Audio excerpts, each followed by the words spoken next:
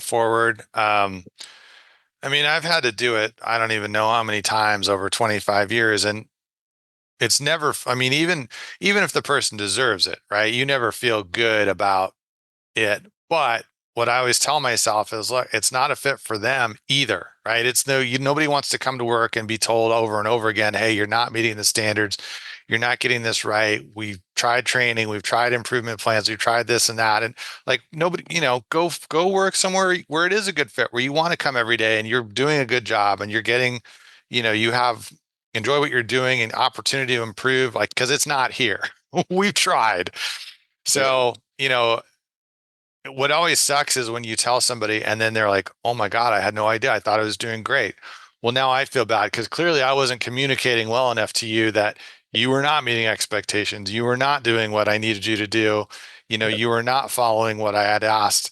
And that's partially on me, right? They screwed up, but I didn't do a good job giving them a chance to correct. So, but Yeah. it's never a good feeling, except when it's over. And then you're like, glad that's done. Yeah. Yeah. This one was tough. I set a 3 month runway that didn't get achieved at all. Like runway, like December 1st, I was like, hey, this isn't working. Let's do this. Then January. And I said, yeah, I just set hard benchmarks. So you think they wouldn't be surprised, but man, it went dark real quick. And I'm like, all right, I'm gonna go ahead and hang up now. Best of luck. Like, yeah, like, damn. I even gave him hey, if we can get this and this and this achieved by end of month, absolutely, let's keep this going. I like gave him, oh, I don't know, gave him too much, but um, needed to happen. Did you ever see the movie Moneyball? Yeah. Yes. You remember where Brad Pitt is giving Jonah Hill, I don't remember their character, Billy Bean and whoever the Jonah Hill's character was, right? He goes, I want you tell this guy he got traded. And Jonah Hill's like, what? And Brad's, no, look, this is all you do. You Yeah. go in, you say, hey, you're on a new team, call this person for travel arrangements. That's it. Walk away. Mm. That's basically my script for letting someone go. Go, hey, here's your final check. Today's your last day. Good luck. Yeah. That's it. I don't get into here's why and even if they come back and they're like, "Whoa, what happened?" Like we've already been like I'm not rehashing this conversation. We've been down this road you're not changing my mind. It's Yeah. at where it's at. It just goes and that way by the time they get all emotional worked up, I'm off the phone. I'm done. Yeah. Smart. Um, it makes it, and then sometimes I'll hear later, oh, they emailed so and so or whatever and asked, but I'm like, I'm not engaging. We're not having a half hour conversation because at the end of it, we're going to be in the same place we are at the start of it. So why get us both worked up? Here's your papers, Yeah. done. Yeah, yeah, I got fired from one job in my life, and I was not performing. I get it. I was 22, 23. Um, but I remember thinking that like if we're already here to have this, and it was in person on that conversation. So if we're already here, I was like, it is what it is. So he goes, anything to add? And I go, no, I respect your decision. And I was just like, just eat the ego, shut up and walk out. Like Yeah, this didn't happen last night. right, Like, right, yeah. I was like, touche. I'm gonna go eat my shit sandwich and do it elsewhere. So you don't have to get vomit on you right now. right, Yeah. right.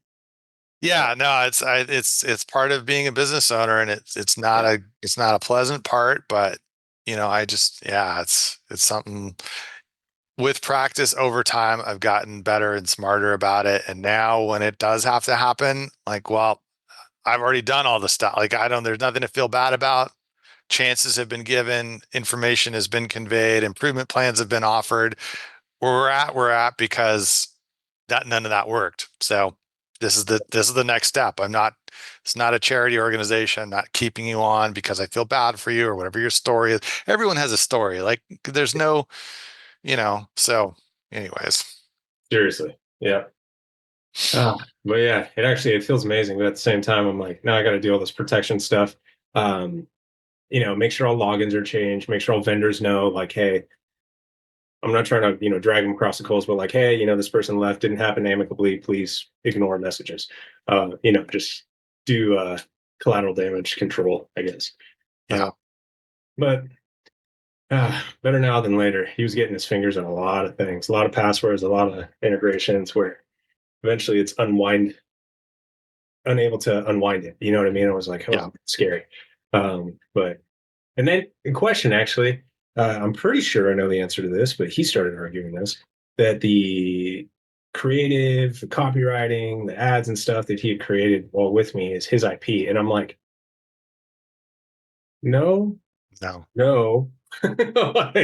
like he's like, I better get revenue generate. I'm like, no, no, that's the sucky part about working for an employer is they own it all. I'm like, and technically I get to throw the hammer here, but it was a weird, yeah, he was going for it. But uh, so yeah, as long as there's no gray area there, because I'm like, man, is there? I don't know. Not that it would Yeah. be hard to change, like just use different copy, not a big deal. Oh, okay.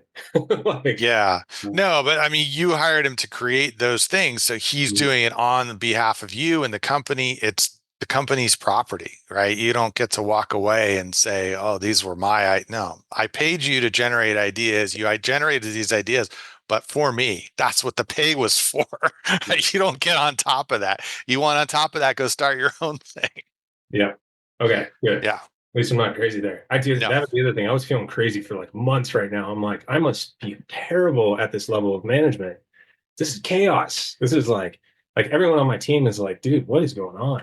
I'm like, is this me? And I did a bunch of like, you know, self introspection and like, am I? And read a couple books on like how to manage, how to, and then I essentially reached out to everyone on my team one on one and said, hey, how's everything going? We're going to be doing some, pruning here this month. What's your experience, et cetera? And everyone shared the same thing about this individual without me even bringing them up. And I Mm. was like, I'm not crazy. I was like, okay, cool. So yeah, it's been a big weight lifted off, but obviously, like you said, even then, still heavy.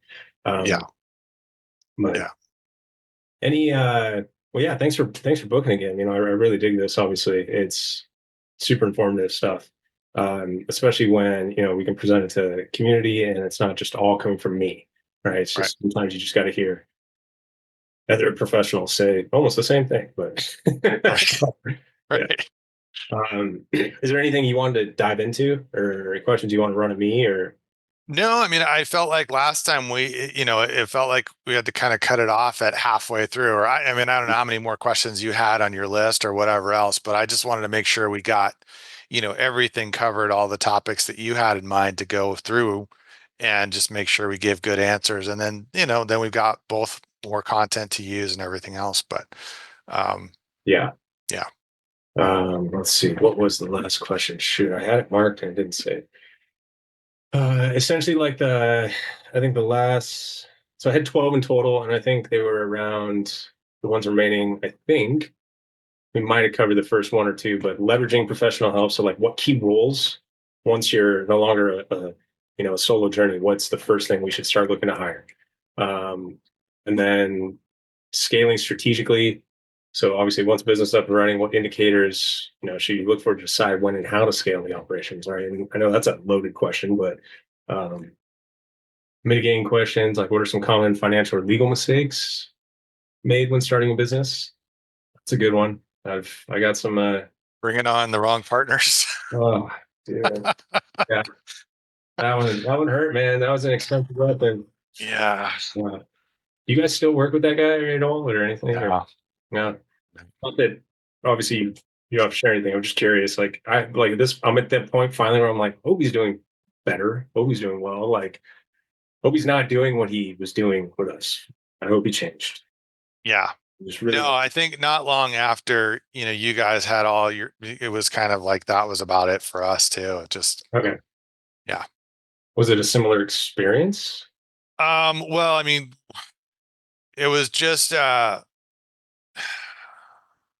was just, I don't know, communication just kind of broke down. Yeah, Just say that. gotcha. Yeah. Okay. That's fair. That's bound to happen. Well, sweet.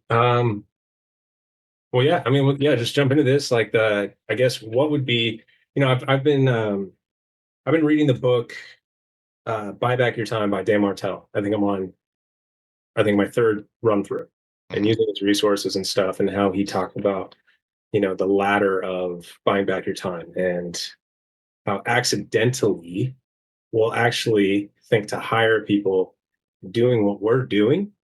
And then we end up hiring out all of our skill assets. And now I'm like the admin for my own business.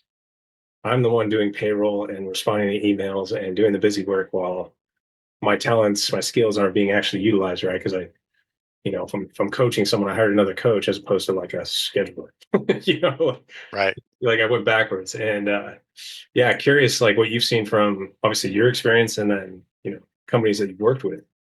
Like, what are some of the mistakes, and what are some of the positive hires that people can immediately look to make and win?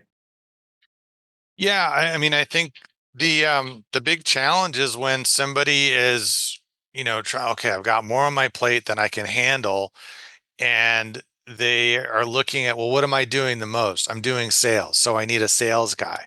So they try to find a sales guy and train them, and of course, that's never a good replacement because you know your business and your customers and everything intimately. So you're trying to train someone else, and then they're not as good as you, and you're trying to now step back from sales and do other things like admin and accounting and reviewing legal stuff and whatever, and now sales are going down and you still feel as busy as ever, right? You're like, wait a minute, that doesn't make sense, right? Because you should be doing the thing that brings the most value, which for most owners is the sales part, right? That bringing in the revenue.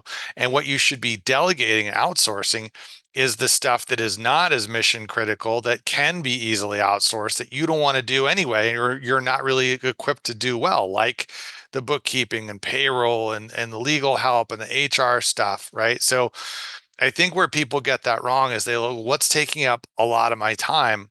Well, your key thing, the key thing that you're value adding, right? So that's what you really should be freeing up more time to do, not trying to hand off. And it makes sense in hindsight, but a lot of times we kind of like, okay, I got to get something off my plate. Where's all my time going?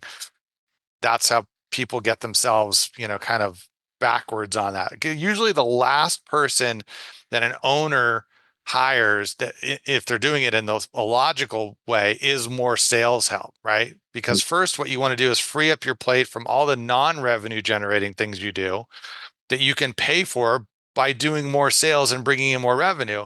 And then the last step is, once you've got your whole system in place and everything passes through the business from one end, in the front door, out the back door smoothly, now you can have more sales help. But that's the last thing that usually you want to outsource as an owner versus trying to do it as the first thing. And yeah, and become this admin person, which is not where you're adding value.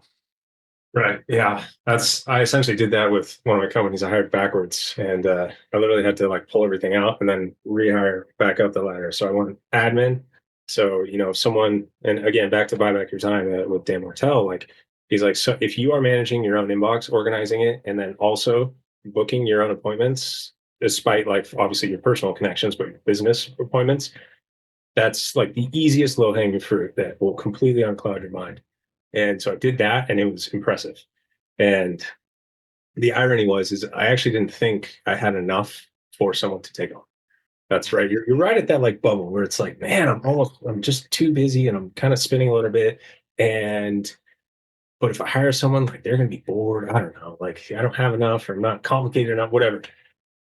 Complete opposite. Like they come up with different ways to like streamline stuff that you didn't even think about. Like, yeah, it was pretty nice. And then, yeah. And then from there, I think ads, right? Marketing, maybe. Um, that's typically right. Content creation, obviously, like if especially in ecom, right? I'm selling something. I'm selling a product. Um, I probably started running my own ads, and then eventually, right, I should hand that off theoretically, right? Um, and then after that, I think it's yeah, a couple more pieces on the ladder. But yeah, it's interesting. A lot of the first responders I work with, they immediately want to hand off like business operations versus delegating the ad. And so that's a big thing we have to discuss. It's like, right, do what's driving the revenue. That's your job. And yeah, I guess it's an interesting skill to learn. Um, and yeah, I mean, Well, and especially at least for me, I mean, things I'm not good at, like design, right? And I was like, well, I've seen some websites I like. I'd like ours to, and then I realized like I design like a 4-year old. I'm the last person that should be doing anything because eventually I go, okay, let me just see if I can find somebody to do this. And they come back with a design that looks amazing that I couldn't have done if you'd given me 100 years to try. Like, why didn't I just do no? So I try to get smart. Like, just do it first. Just go to the professionals. This person has a flair for it and 10 years of experience doing graphic design, and I have no ability for it, no tools, no experience. What the hell am I doing trying to do my own, website design or ad design or anything along those lines? Anything, artistic, creative, graphic, or like just go to the experts. It's stupid that, that isn't my immediate go-to thought, but it is now, but it's taken me a long time to, think, oh, okay, well, I should just do that immediately. Yeah. Yeah, because we're the doers, right? We Yeah. started as the doer. We were the only doer, and then we got to keep being the doer. And Mhm. then one of the realizations that I've had is if you're an entrepreneur, you are a control freak. So swallow that pill and then realize it. Now that you've identified it, now I can work around it. Oh, I have to let go of control in some places, like, media creation and website development, et cetera. I'm the same way. Yeah. All the arts and crafts, essentially, I can figure it out, but there's someone who will do it in half the time and 10 times as good. And so that's a no-brainer. Um, all right, what's from your perspective, right? Business is up and running, and we're solid. And let's say we made the first, couple VA hires, right? Someone to help me post and someone to help me, manage my inbox and my calendar. And I want to free this up, but I also want to scale. And the entrepreneurial curse, right? Typically, I want to scale faster than my business does.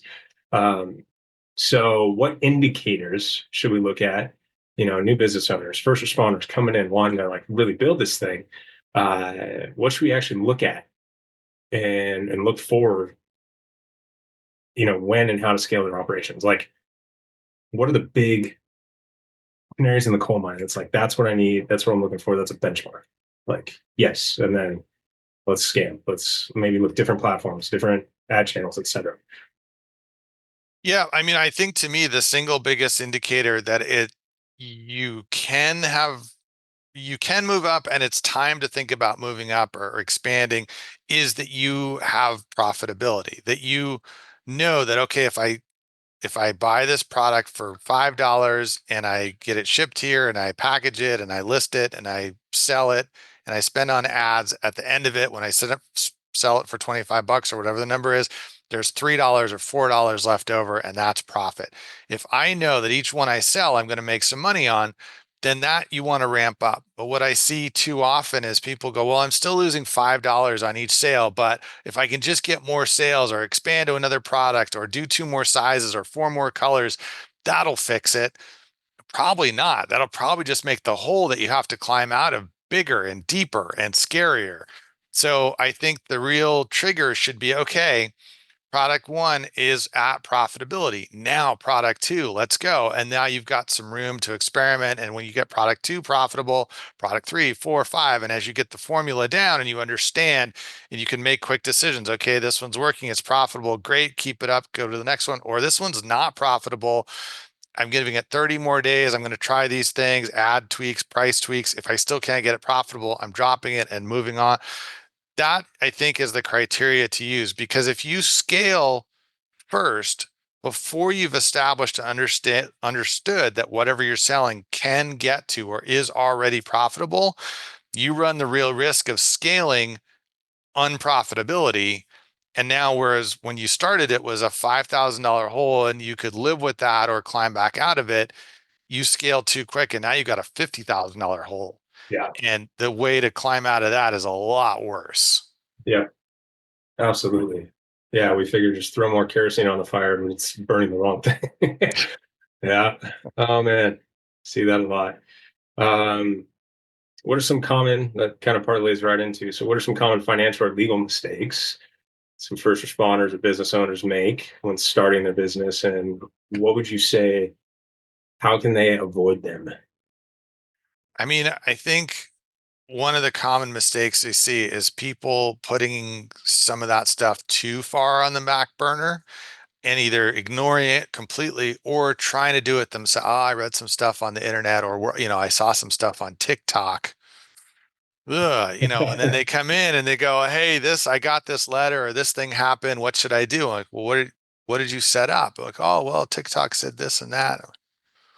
Don't get your advice from TikTok. That's my advice. Yeah, yeah, So, you can yes, you don't need to start full blown accounting day one when you're 3 months or 4 months away from even selling a product.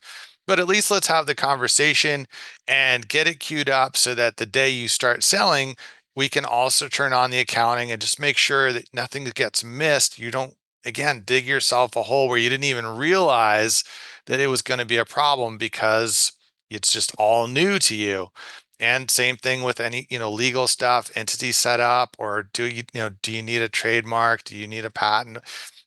Get the answer. And almost every professional, if they're a true professional and want to earn your business, they're going to give you the free first, consult, talk it through, tell you what they can provide, give you hopefully some transparent pricing on how stuff works. But you really want to have those conversations earlier than later and not find out, oh shoot, I'm, 9 months down the road and my brand name that I didn't trademark is conflicted. And now I got to take all my stuff down and I got to redo all my products because I put this name on it that I wasn't actually legally allowed to use or whatever. Or, I set up an entity wrong and now I'm going to have this big tax problem I've got to unwind somehow, or, whatever it is. So, I'd say have those conversations sooner than later.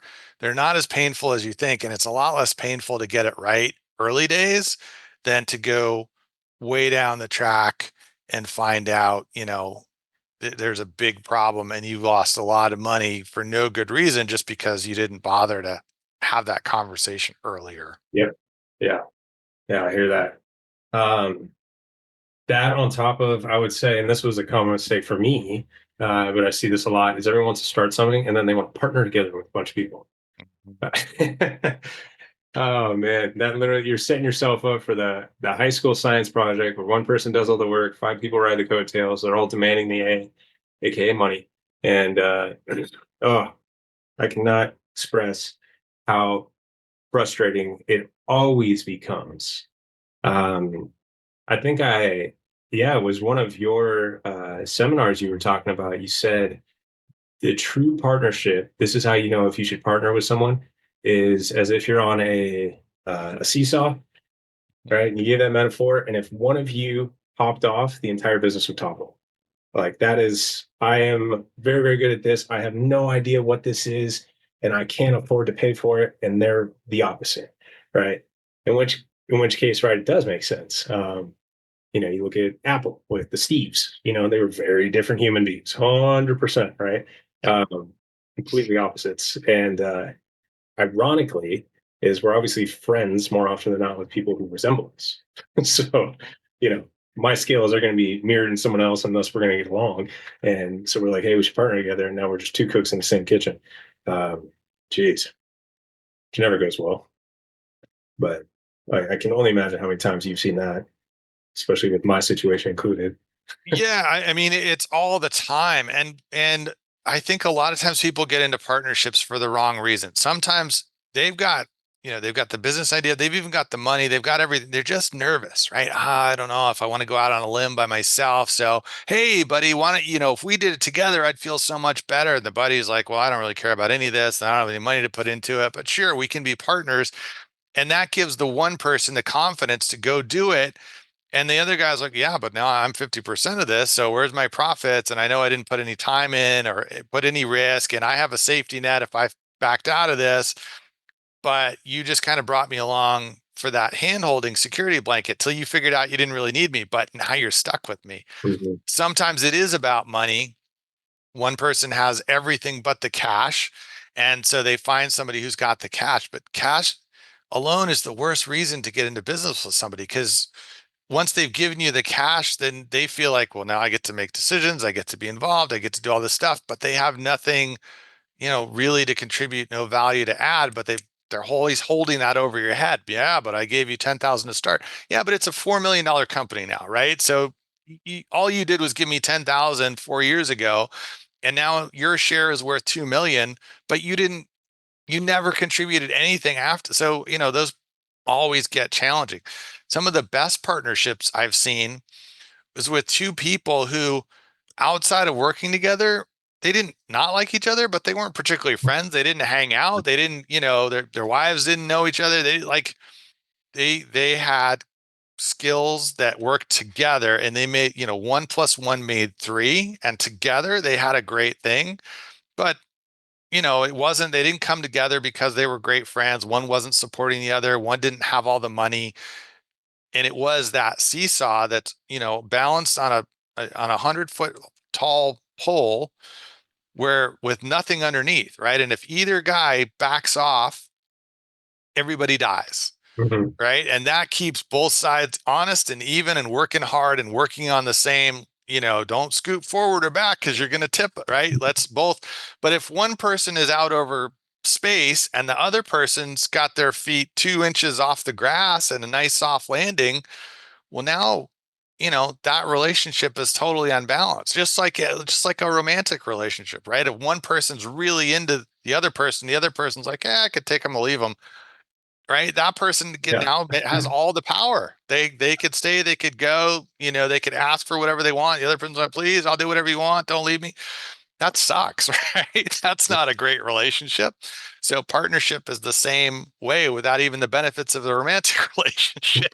Yeah. So Yeah. yeah, you really want to be careful about choosing partners. And my default is always like, if it's not a perfect fit, don't do it. Like, don't Mhm. be the person's 80% a good partner. Yeah, pass, right? Unless they're 100% fit, it's just so easy for a business that otherwise is great, great product, great market, money's coming in, profits are coming out, it's beautiful, but the partnership falls apart, and the whole business just gets destroyed. And there was nothing wrong with the business. It's just the two people or three people, whoever it is, couldn't work together. Yeah. It happens way too often. Yeah. I think of the time old metaphor of like being evenly yoked, from ox pulling, you know, Mhm. uh, agriculture or whatever, a till or whatever. Um, but I mean, you said something interesting, right? One plus one equals three.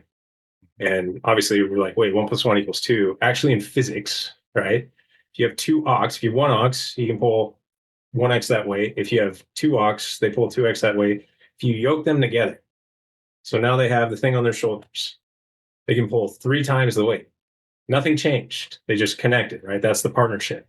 And if they're not evenly yoked, meaning one, that yoke isn't even, so they both hold both the weight, both the responsibility, like the seesaw, or one of them's a shrimp and the other one's, a Goliath, the thing's going to go in circles, which Right. we all know businesses that go in circles. So yeah, just to validate that, I just kept thinking of that image. I'm like, holy cow, that's so on point. Evenly yoked ox, as old as time, with the even partnership. Um, if you're going to pull that thing together, or the other option is if you do, bring on a questionable partner, do it for like 2% or 3%. Like Right. it's something where it doesn't absolutely destroy you, even when it doesn't work out. Right. Setting clawback clauses, that's huge. I know where clawback clause meaning, like, hey, if these agreed upon responsibilities aren't reached, that, let's say 10%, let's just go with 10%. That 10% now turns into five.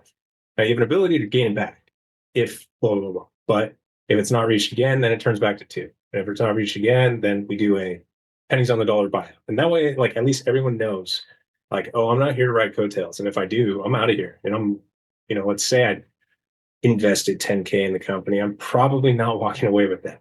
And I signed that paper that said it, right? I'm okay. I didn't do my part. I wasn't evenly yoked and I didn't show up. Thus, I'm gonna get $1,000 back. And we're gonna call it even. And you're like, well, all right. Or you can create the opposite, right? Come in for 10, but if you hit all these benchmarks, we'll give you 15, 20, etc. Right. So incentivizing is huge. Um, but at the end of the day, grabbing a partner, typically, I know I fell into this, and this was, a very, very long, painful experience of getting out legally from someone. Um, the only reason I did it was because I didn't believe fully myself that I could do it. That was literally it. Come to find out, right? We bring on this partner who ends up being a horrible choice to partner with, and the whole cautionary tale, like we lived it. Um, we did all the work. We did all the profitability. We did all the revenue generation. We're like, holy cow, we never needed this person. And then it was literally, and we lost that business, right? This business that we built, we ended up losing. And it, I cannot express enough how important it is to truly, truly like heed that advice, right? That if I'm going to partner with someone, it better be in writing, understood, and there better be protection clauses.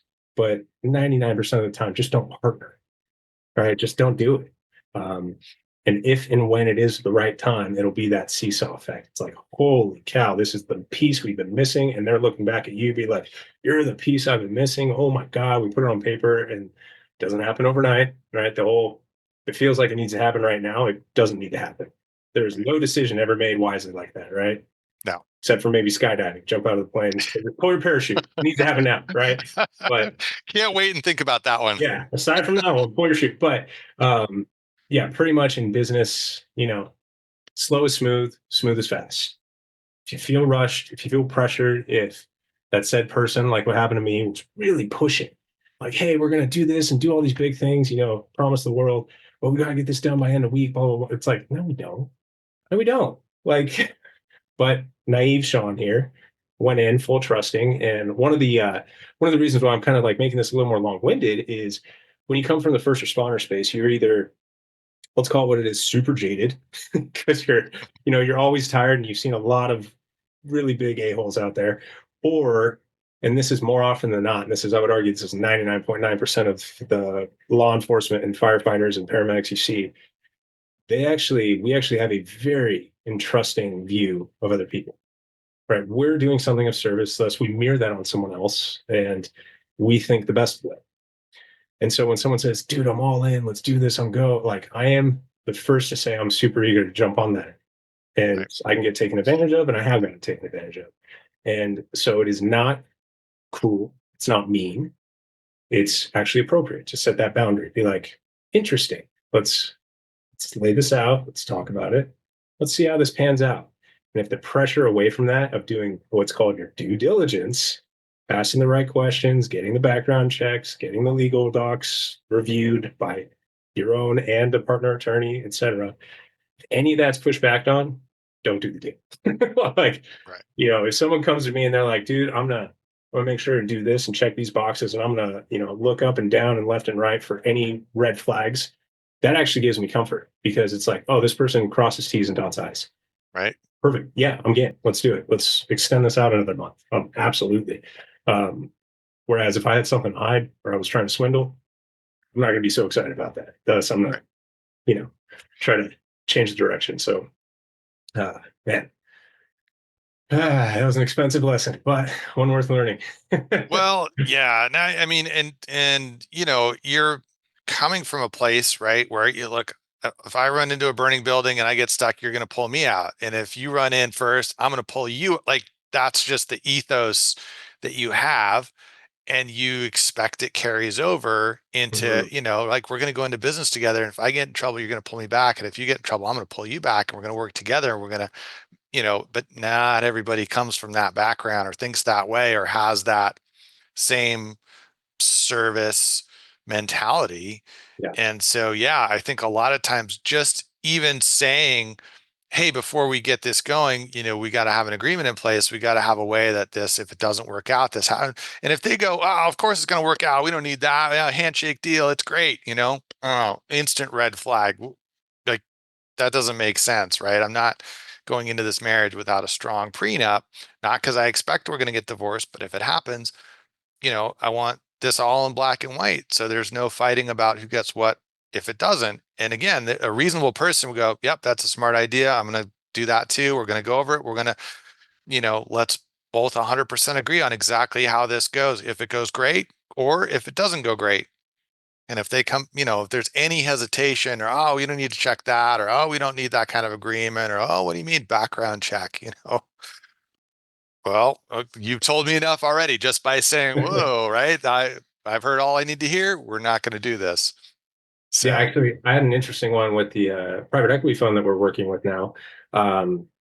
We met him at a fund manager conference, et cetera. So obviously, don't know him from Adam on the corner, but I did all this background check, asked him, and just shot some questions. Very honest, right? I wasn't being like, "Hey, I caught this." Like, "Hey, what is this about?" And he immediately gave me a call and he goes, "Hey, obviously you're doing your digging. We're doing the same. Can I just? How do you want this? How do like absolutely? Do you need their number? Do you like literally like offered it on a silver platter?" Yeah. He's like, "Absolutely investigate it. I'll tell you all about it. Like, let's go grab some coffee. And if you need my legal to send you over stuff, absolutely." I was like, "Oh my god, that was the most refreshing thing ever." Right? Not Right. only am I finding it on my own, so he's just in case they're not like pigeonholing it, so I only see what they want me to see. So I'm finding it all out on my own, and they gave me everything. So it was like, oh, cool. And of course, it ended up being what sometimes bad business deals happen, and it was like, got it. I totally understand. Versus the previous scenario where I got taken advantage of, it was 5 times worse than I thought it would be. Like, Right. it was horrible. It was like so, and that person was not forthcoming. But yeah, I think one of the metaphors that I always give to um, for who to work with, who to partner with, who to work around, in the fire service and law enforcement, right? You've never met a guy. Um, Shoot, you might even want to punch him in the face. You still trust him with your life, and it's a very unique cut of cloth. Like, and I know that because I've gotten, to very strong words with some people at the station, and we go on a fire, and it's not like it matters. Right. I'm still holding this belt and making sure we're good, and he's holding mine, and we're high fiving when it's put out. Like, and then we go back to yeah, whatever, right? Or maybe we bonded and got over it because men are weird, and that's what we do. We don't even need to talk about it sometimes. But like, um, in the what I've noticed in the business world is it can quite literally be the opposite. Sometimes your best friend is the one trying to, and it's obviously it's not a thing to say like be judgmental and always have like your spidey senses up and always be looking at the worst in people, but just set the boundary, and the right people will respect that boundary and absolutely help you build it. Like they'll be like, "Oh, great boundary. Yes, I agree. Let's figure that out." So yeah, I could talk about obviously that experience for a long time. It was something we went through for a couple years. So um, yeah. Um, I guess we can go on. So after that cautionary tale, let's jump into words of encouragement. So what's your advice for first responders who might be nervous about starting a business, but want to create more freedom, want to create more financial stability, want to do the thing? What do you say to be like, absolutely? Yeah, I mean, anything unknown can feel scary, right? I don't know what this is gonna, how it's gonna work out. I don't know what's gonna happen. I don't know if this is gonna be a waste of time and money. And I think a lot of times too, you feel like, well, I don't want to tell somebody I'm gonna start a business because what if it doesn't gonna, work out? Then they're gonna give me shit about it for, forever. Oh, I remember you're gonna start that business. So I think there's a lot of that holds people back, but it's the same thing that you could say about a lot of things in life, right? What you don't want is to look back 20 or 30 years from now and go, man, I never did that and I always wish I had. It's the regrets that you remember that you live with much more than oh, I tried something, it didn't work out and some people gave me, but then I tried something else that worked out great and here I am 10 years later and it's the best thing that ever happened to me. So I think you have to kind of make that decision to say, I realize there's some risk. I realize it might not work out, but I'd rather have tried it and maybe I'll stumble a little bit. Maybe the first try won't be the one that goes, but I'd much rather end up in that place that I want to be than not do it and regret, Hmm. and look back later and say, man, I never did that, and I always regret it. I was stuck in the schedule I didn't like, or I was stuck in the financial station that I didn't like. I couldn't do the things I wanted to do for my family or my friends or whatever. That because I never got out of that, and I regret that. And that's not a way you want to live. Your future self, I think, will thank you for taking the chance and deciding to go for it much more than your future self will look back and go, oh, I'm glad I never took a chance. I'm super glad I just was stuck in that pigeonhole that I was in forever. Thank God I never had to embarrass myself or take the chance that somebody could have made fun of me for something that didn't work out. So I think I mean, as somebody that I went through the same thing, right? I knew I wanted to have a business. I never knew what to start. It took me forever to get going, and a lot of things were holding me back. But ultimately, the thing, it was fear. It was just fear of it not working out. But once I got over that and it got started, I never looked back. I never regret it. I'm so thankful that, I finally got over the hump and overcame that fear and did it. And I think almost everybody has that experience, whether it turns into a huge success or just a small side hustle or even something that fades away after a while. You'll be much happier that you tried than living with the regret and always kind of at the back of your mind. I never did that thing, but I wonder how it would have turned out, or I wonder if it really would have made a difference. That sucks to live with. So I would say, for nothing else, go for it, just so you don't have the regret of never having known, never having tried. Yeah. No, man, that is so true. So many quotes were running through my mind, but like the afraid of what other people might think. Hermosi's got a great one where he's talking about, he's like, there, people are going to doubt you and they're going to say you can't do it. And you're right until they're not. And like when he said it that way, I was like, holy cow. It's like, yeah, you might go out and you might mess it up and go, oh, they're right. And then the only way you fail is by quitting. So you don't quit and you keep going. And then, oh, man, maybe it didn't work again. And they're right. Until they're not, until that one actually hits, until you've learned the skills, you've taken the reps, you've done, man in the arena style, you're down there, marred in blood and sweat, and you're actually getting it done until you're ready for battle, and the battle is victorious. And then you're right.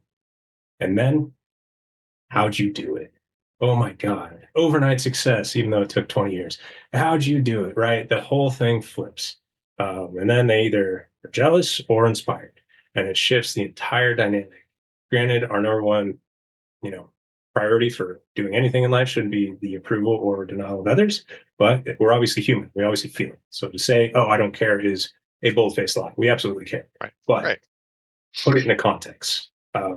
So absolutely agree with that. And like, man, just take the chance. It's either now or 5 years from now. It's going to hurt the same. Just do it. Yep. Um, yeah. So I'd say last question is, for someone, who's hearing this, and let's say it's actually like, pinging the gut check. What's the very first step they should take after this to move towards starting their own business? I mean, I think what holds everyone up and makes it into a year long or 5 year long or never process is the indecision, right? What should I start? What should I do? I don't have a path. I don't have a plan. I don't have a blueprint. So, I think if you're in this community of first responders and you're listening to this, well, you know, now there is a plan. Now there is a blueprint. There is a way forward. And I think the beauty of that is you don't know now have to figure it all out from scratch. You don't have to make all the decisions. You don't have to, reinvent the wheel over and over again trying to get a business launched. So, I think in this context, go with a plan that's already laid out, that's already been proven, that's already had success, and give that a try. And you may discover, hey, this is the perfect fit for me. This is amazing. Or you may do it for 6 months or a year and decide, I like the taste of having my own business, but this isn't ultimately the direction I want to go. Maybe I'm going to try something else. But now you've got the confidence that you've been down one road, you've seen what it's like, you figured out maybe there's parts of it I like, parts I don't like, and you spin off in a different direction. But this is, the next step is to decide to take the next step. That it's literally that simple, right? You decide, I'm going to do it. I'm going to stop dreaming about it. I'm going to stop BSing myself. I'm going to stop putting it off or saying, oh, the time's not right. Or, oh, after Valentine's Day, well, maybe after spring break, after that vacation, well, maybe for the summer, well, maybe 2026. You can do that forever till the day you're on your deathbed. And, oh, well, I guess it's too late now. Decide to take the next step and take action. And 100%, it may not be, the one that fixes it or gets you there ultimately, but I guarantee not deciding, not taking a step, you definitely won't get there. So, Sean's done an amazing job of laying out a way to move forward. I would hit him up on that. And if that, isn't the fit or isn't the direction you decide to go, then take a different step in a different direction. But take the step forward and decide to do that. Otherwise, again, it's all hot air and not, nothing amounts to anything. It's just a dream that never materializes. Yeah, powerful. Well said. Well, appreciate you, Matt. Thank you. It's funny, I'm revisiting some of my own incentives here, like, my own structure. So I'm glad we could unpack this. But yeah, I appreciate it, and we'll definitely do this again. Yeah, sounds good. All right, thanks, Bye. man. Yeah, I'll stop recording here, but.